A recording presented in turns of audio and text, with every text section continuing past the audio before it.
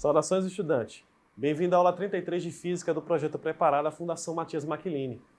Nesta e nas próximas 3 aulas, vamos explorar um novo universo de conhecimento da física, os das ondas. Vamos nessa?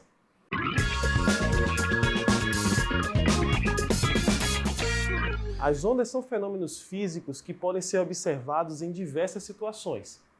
Podemos ver ondas na água, em uma praia ou em um rio, por exemplo. Ou então podemos ver seu funcionamento em equipamentos eletrônicos, como o rádio ou o nosso celular. A onda é uma perturbação ou uma agitação em um certo meio provocada por um agente externo, como uma força, por exemplo. Para entender, pense assim. Você joga uma pedra em um lago calmo. O que acontece? A pedra, ao se chocar contra a água, provoca uma perturbação ou agitação naquele meio, que no caso é a própria água. Vale destacar que as ondas transportam a energia de movimento, não a matéria. Então, a perturbação que vemos no meio nada mais é que a energia de movimento, ou energia cinética, sendo propagada. A depender do tipo de onda e do meio em que ela se propaga, a sua velocidade pode ser diferente. Mas quais são os seus tipos? É o que a gente vai ver agora.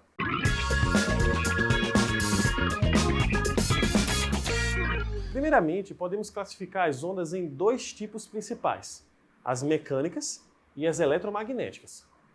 As ondas mecânicas necessitam de um meio físico, tal como um gás, um sólido ou um líquido, para poder se propagar.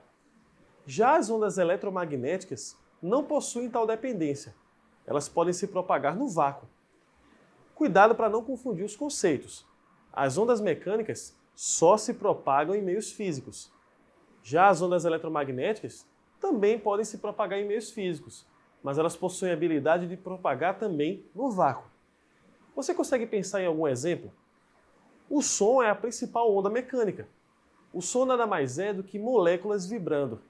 Essa vibração é transmitida de molécula a molécula, até chegar em nossos ouvidos.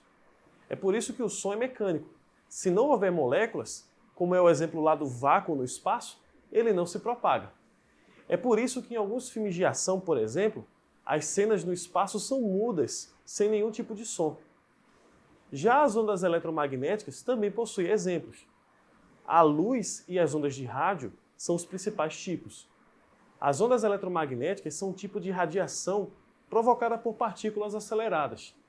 É por esta razão que esse tipo de onda não precisa vibrar moléculas, uma vez que a radiação é energia, e energia pode se propagar pelo vácuo. Ainda nesta classificação, as ondas podem ser transversais ou longitudinais. As ondas transversais são aquelas que o sentido de oscilação é perpendicular, ou seja, forma 90 graus com o sentido de propagação. É como se a onda viajasse para frente, mas oscilasse para cima e para baixo. As ondas eletromagnéticas se encaixam justamente nessa classificação. Já as ondas longitudinais são aquelas que oscilam e se propagam no mesmo sentido. É como se a onda oscilasse e se propagasse para frente ao mesmo tempo, como é o caso do som. Agora vamos ver como podemos calcular a velocidade de propagação de uma onda.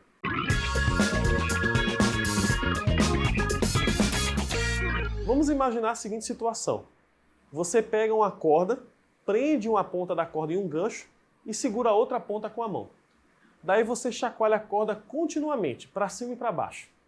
É muito provável que você também já tenha feito isso. E mesmo que pareça algo bobo, acredite, a maioria dos equipamentos de comunicação funcionam de forma parecida.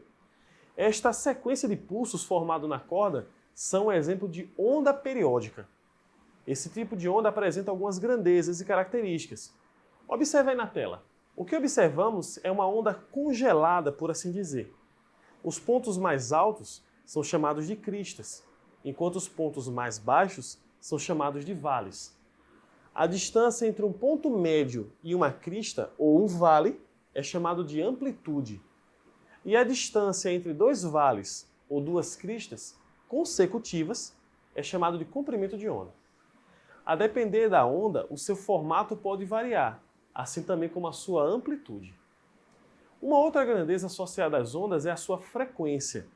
A frequência é o número de oscilações completas realizadas em 1 segundo e é costumeiramente medida em hertz.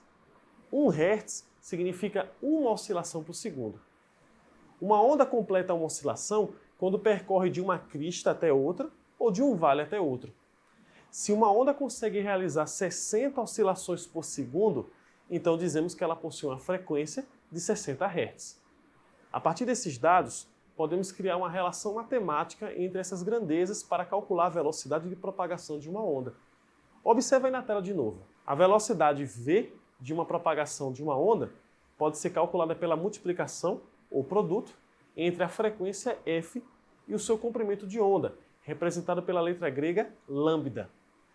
Só para não esquecer, o comprimento de onda é a distância entre dois vales ou duas cristas consecutivas.